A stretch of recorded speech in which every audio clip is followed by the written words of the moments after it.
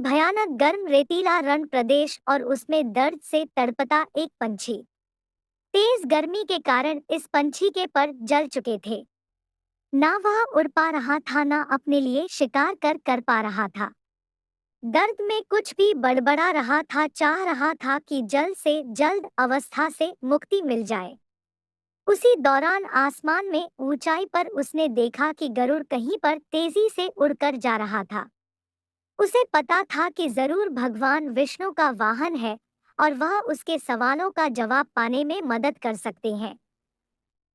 उसने उड़ते हुए गरुड़ को तेज आवाज लगाई और अपने पास बुलाया। चमत्कारी गरुड़ इतनी ऊंचाई पर होते हुए भी धरती की हर एक छोटी से छोटी आवाज को साफ साफ सुन सकता था। इस दर्द में करा रहे पंछी की आवाज भी उसने सुन ली। जरूर उस पंछी के पास गया और पूछा कि उसने क्यों पुकारा। पंछी ने पहले से पूछा कि वह कहाँ जा रहे हैं। गरुड़ ने बताया कि वह स्वर्ग लोक जा रहा है। किसी काम के लिए धरती पर आया था, वह पूरा करके वापस लौट रहा है। पंछी ने अपने दर्दनाक परिस्थिति बयां करते हुए कहा, मैं गलती से दिशा भूल होने की वजह से इस गर्म रेतीले प्रदेश में आ पहुंचा और मेरी यह हालत हो चुकी है।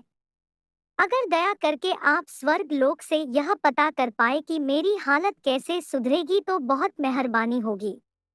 उस पंछी की विनती सुनकर जरूर वहां से स्वर्ग लोक जाने के लिए निकल पड़ा।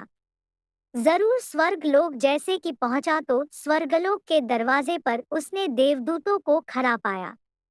देवदूतों को देखकर गरुड़ को उस पंछी के सवाल याद आए तो गरुड़ ने सोचा कि देवदूत भी इन सवालों का जवाब दे सकते हैं, इसलिए वह उनके पास गया।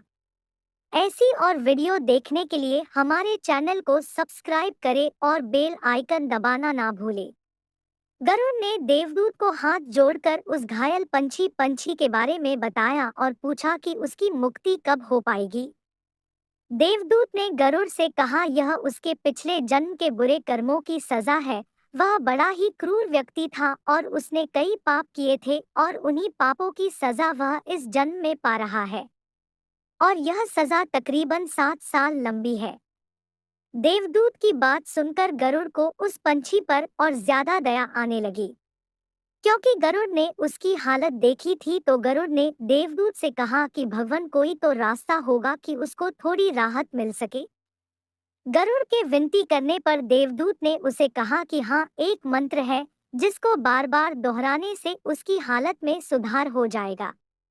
वह मंत्र है, भगवान तेरा शुक्र है। यह वह अद्भुत मंत्र है जिससे बड़ी से बड़ी सजा, बड़ा से बड़ा दर्द कम हो जाता है या कभी कभी खत्म भी। गरुड़ इस मंत्र को लेकर उसी पंछी के पास लौटा और उसे देवदूत से हुई सारी बात बताई और वह मंत्र भी दिया और वहां से चला गया। 7 दिनों बाद फिर से गरुड़ को किसी काम से धरती पर आना हुआ और उसी रास्ते से वह गुजर रहा था। तो गरुड़ ये देखकर अचंभित था कि पहले जो पंछी मरने की हालत में था उसके अब नए पंख निकल आए थे। वह जहाँ रह रहा था वहां पर नई झाड़ियां उग निकली थी और उसके नजदीक ही एक छोटा सा तालाब बन चुका था। यदि आप हमें सब्सक्राइब नहीं कर रहे हैं तो शायद आप बेहतरीन चीजें छोड़ रहे हैं, इसलिए चैनल को अभी सब्सक्राइब करें।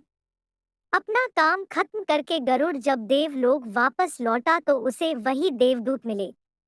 गरुड़ ने देवदूतों से पूछा कि आप तो कह रहे थे उस पंछी को 7 वर्षों तक पीड़ा सहनी पड़ेगी और अब मैं जो देख कर आया हूँ वह तो कुछ और ही है। देवदूत ने गरुड़ से कहा कि यह उसी मंत्र का परिणाम है जो पहले मैंने तुमको दिया था और तुमने उस पंछी को। तुम्हारे मंत्र देने के बाद वह दिन रात उसी मंत्र को बोलता रहता। जब उसे तकलीफ होती तब भी वह मंत्र बोलता। जब उड़ने की कोशिश करता और गिर जाता तब भी वही मंत्र बोलता। जब उसे भूख लगती तब भी वह यही मंत्र बोलता। और तुम तो जानते हो भगवान कितने दयालु है। वह अपने किसी भी भक्त को तकलीफ में नहीं देख सकते। बस उन्होंने अपने इस नए भक्त की 7 सालों की सजा 7 दिन की कर दी। दोस्तों, आपको क्या लगता है, क्या हम भगवान को धन्यवाद देते हैं? नहीं, हम उन्हें हर उस चीज के लिए कोसते हैं जो हमें नहीं मिली, लेकिन उसने जो हमें अनगिनत मूल्यवान चीजें दी है, उसके लिए हम कभी उसका शुक्रिया अदा नहीं करते।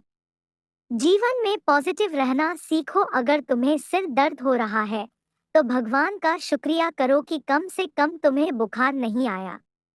तुम्हारे पास छोटा घर है, तो भगवान को शुक्रिया अदा करो कि कम से कम तुम्हें सड़क पर नहीं रहना पड़ रहा। तुम्हें साधारण खाना मिलता है, तो भगवान को शुक्रिया अदा करो कि कम से कम तुम्हें 2 वक्त भरपेट खाना मिल रहा है। दोस्तों, मेरा विश्वास करो, ये छोटा सा बदलाव आपका जीवन बदल देगा। दोस्तों, वीडियो कैसी लगी कमेंट में जरूर बताएं। साथ ही वीडियो को लाइक शेयर जरूर करें। अगर चैनल पर नए हो तो चैनल को सब्सक्राइब जरूर करें।